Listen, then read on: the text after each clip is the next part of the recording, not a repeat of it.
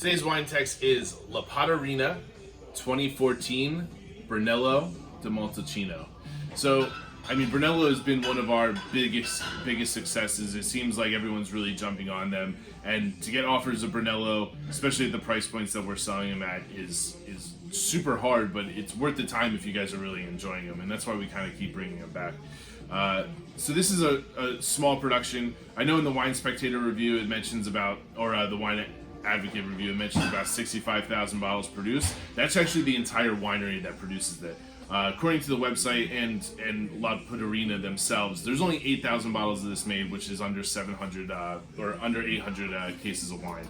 So this is a super small production from a really small producer within Tuscany, within the Montalcino region, 100% Sangiovese.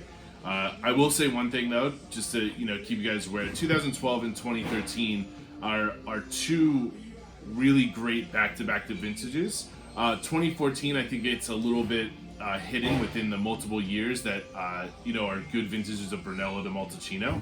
But I will say that the 2014s are going to be the wines that you can pop now, enjoy, and they're really settling in, going on 6 years of age already. Definitely bright cherry, fruit-forward style of Brunello. There is definitely the classic leather kind of earth undertones. The tannins are pretty bright because it is a pretty young style Brunello. But like I said, it was a very cool year. There was a decent amount of rain that happened within this vintage, which makes the wine super approachable and drinkable now, which is exciting. The alcohol level to me is actually one of the biggest kind of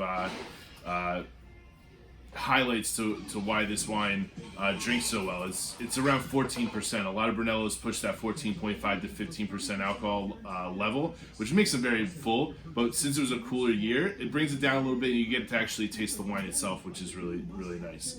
I'm not saying that this is not age-worthy. You can definitely lay this down for the next 10, 15 years without even being a problem, but I don't think it has the ageability of the 2013s or the 2012s, and we see that going on. So this is a Brunello while you're waiting for the 2013s and 12s that you've bought already to maybe settle in. I wouldn't be entailed to tell you not to open this. I think this with a good decanter will be really good. So yeah, 2014 Brunello. It might be one of the first young Brunellos that you've had, and I think it's a great introduction into the great wines that Montalcino has to offer to us.